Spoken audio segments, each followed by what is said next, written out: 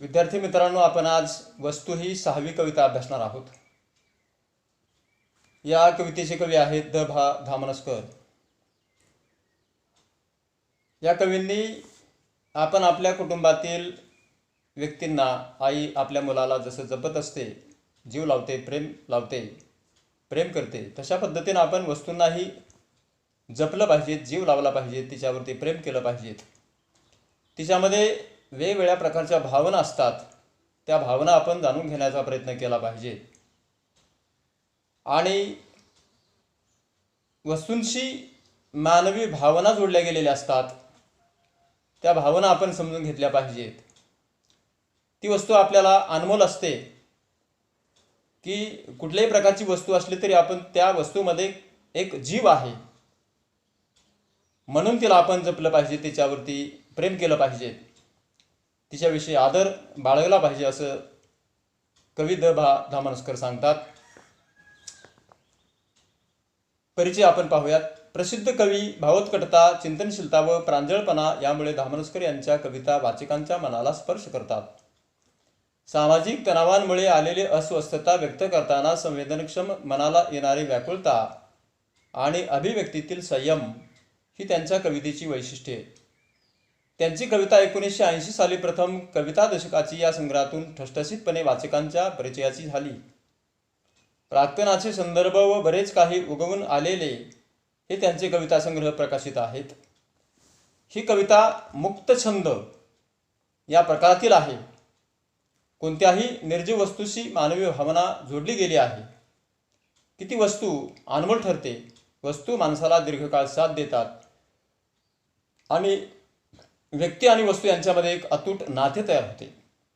म्हणजे आपण इथं वस्तू आणि व्यक्ती, आपली समजा एखादी वस्तू आहे, मग मुलांची दप्तराची बॅग असेल ती एक वस्तू आहे, कंपास असेल, पेन असेल, पेन्सिल असेल, खोड रबर असेल, शॉर्पनर असेल, ही वस्तू आहे। ती आपण कुठेही टाकून न देता तिला व्यवस्थित ठेवलं गेलं पाहिजे, तिला आपण जपलं पाहिजेत असं सांगितलेलं आहे। त्यामुळे थोर व्यक्तींच्या वापरातील वस्तू पुढे संग्रहालयात जतन केल्या जातात। वस्तू नाही, भावना असतात हे समजून वस्तू वापराव्यात। वस्तूंशी निगडीत स्नेह जपावा ही भावना कवितेतून व्यक्त होते। म्हणजे कवीने असं सांगितलं की वस्तूशी आपण आपल्या भावना जोडल्या गेल्या पाहिजेत। वस्तूंच्या पाठीमागे ज्या भावना असतात त्या भावना आपण समजून घेतल्या पाहिजेत आणि एका जीवासारखं, जसं आपण एखाद्या व्यक्तीला जपतो, जीव लावतो की जी आपली रक्ताच्या नात्यातील असेल, मित्र असेल, मैत्रीण असेल, तशा पद्धतीने वस्तूबरोबर आपण वागलं पाहिजेत, वर्तन केलं पाहिजे असं कवी द.भा. धामनस्कर सांगतात।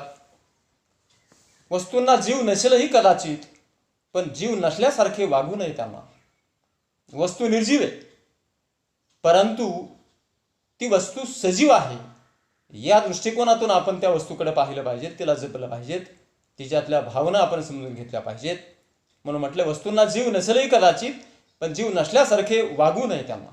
आपण कुठलीही वस्तू कशी फेकून देतो, उदाहरणार्थ घरातलं एखादं भांडं असेल, ग्लास असेल, तांबे असेल, कुठलीही वस्तू ती आपण फेकून देतो, खळकन वाजते, परंतु ती फेकून देताना आपण हा विचार केला पाहिजे की तिच्यामध्ये एक जीव आहे, तिला आपण जपलं पाहिजे, व्यवस्थित ठेवलं पाहिजे, ही भावना त्याच्या पाठीमागची आपण लक्षात घेतली पाहिजे। जीव नसल्यासारखे त्यांना वागू नये। वस्तूंना मनही नसेल कदाचित, पण ते असल्यासारखे वागलो तर वस्तू प्रचंड सुखावतात। जर आपण एखाद्या वस्तूला खूप जपलो, जतन केलं तर ती वस्तू जास्त काळ टिकते, ती सुखावते।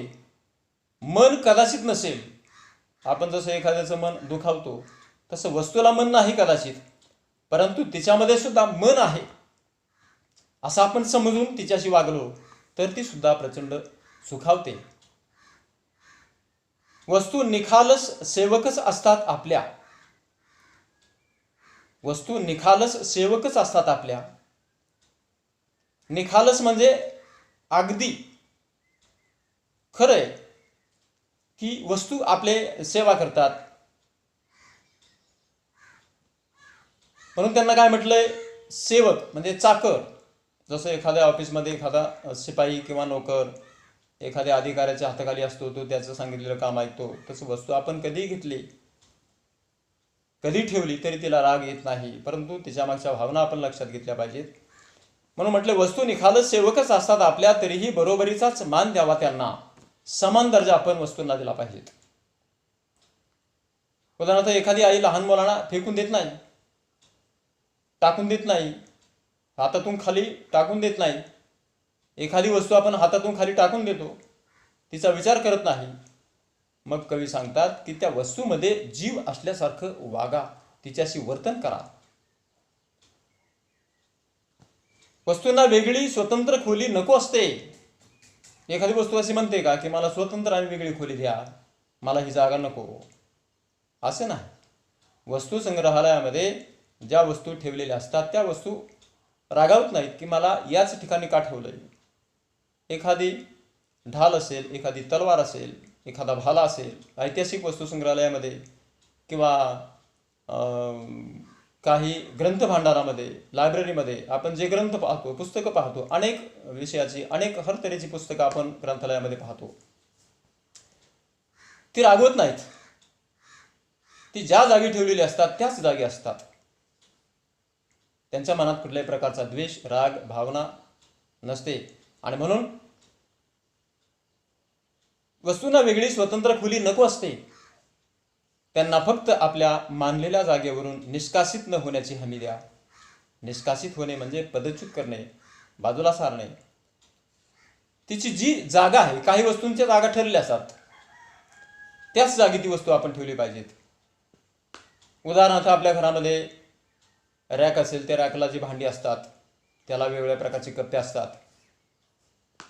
त्या ठिकाणी आपण ती भांडी ठेवतो, त्याच ठिकाणी ती भांडी ठेवण्यात आली पाहिजेत. तुमचं दप्तर ज्या ठिकाणी ठेवायला पाहिजे त्याच ठिकाणी ते ठेवलं गेलं पाहिजेत. पुस्तक एखाद्या ठिकाणी घरामध्ये पडलं असेल, कानाकोपऱ्यात उचलून दप्तरामध्ये ठेवलं गेलं पाहिजेत. कंपास त्यातलं साहित्य इकडे तिकडे पडलेलं असेल, इतस्ततः पडलं असेल, अस्ताव्यस्त असेल, ते व्यवस्थित कंपासमध्ये ठेवलं पाहिजेत. त्या रागवत नाहीत, परंतु त्यांचा आपणही रागराग करायचा नाही. त्यांना आपण जपायचं आहे, प्रेम द्यायचं आहे. त्यांना फक्त आपल्या मांडलेल्या जागेवरून निष्कासित न होण्याची हमी द्या. आपणच हमी द्यायची की नाही, ही वस्तू अमक्या अमक्या ठिकाणी आहे, त्याच ठिकाणी ती वस्तू आपण ठेवली गेली पाहिजेत. आपण आपल्याला शिस्त लावली पाहिजेत की ती वस्तू आपण कशी जपली पाहिजेत. तिला जपण्याचं काम आपलं आहे, कारण ती वस्तू आपण आपल्यासाठी आणलेली असते. वस्तूंनाही असते आवड स्वच्छ राहण्याची, हे हातांना लक्षात ठेवायला सांगा. म्हणजे आपण वस्तूंना जपलं पाहिजेत. तुमची कुठल्याही प्रकारची वस्तू असेल, पेन असेल, तो जपला पाहिजेत. व्यवस्थित चालतोय का पाहिलं पाहिजेत, व्यवस्थित ठेवलेला आहे का तो पाहिलं पाहिजेत. पुस्तक धूळ खात पडलेलं आहे का हे आपण पाहिलं पाहिजेत, लक्ष दिलं पाहिजेत. किंवा आपल्या घरामध्ये अनेक प्रकारच्या वस्तू असतात. मग उदाहरणार्थ टी व्ही असेल, टी व्ही आपलं दररोज मनोरंजन करतो. रेडिओ असेल, मोबाईल असेल, त्याला आपण जपलं पाहिजेत आणि जपून त्याचा वापर आपण केला पाहिजे. टी व्हीला आपण कधीतरी साफ केलं पाहिजेत. जसं दसऱ्याला आपण सगळ्या घरातील वस्तू साफ करतो, भांडी कुंडी सगळी घासून स्वच्छ ठेवतो, तसं त्यांनाही स्वच्छ राहण्याची आवड असते. जसं आपल्याला स्वच्छ राहावं असं वाटतं, तसं त्यांनाही आवडतं. म्हणून त्यांनाही आपण कधीतरी स्वच्छ ठेवलं पाहिजेत. वस्तूंनाही अशी आवड स्वच्छ राहण्याची, हे हातांना लक्षात ठेवायला सांगा. आपल्या हाताला म्हणजे आपल्या मनालाच सवय लागली पाहिजे की आपण स्वच्छ जसं राहतो तसं आपल्या वस्तू आपण स्वच्छ ठेवल्या पाहिजेत. वस्तूंना जपावे, लाडावूनही ठेवावे. त्यापुढे जाऊन त्याच जिवंत ठेवणार आहेत आपला स्नेह. वस्तू आपल्याशी स्नेहाने, प्रेमाने वागतात, जिव्हाळा देतात, माया देतात. तसं आपण वस्तूंवर प्रेम केलं पाहिजेत, वस्तूंना जिव्हाळा लावला पाहिजेत, माया लावली पाहिजेत, त्यांना जपलं पाहिजे.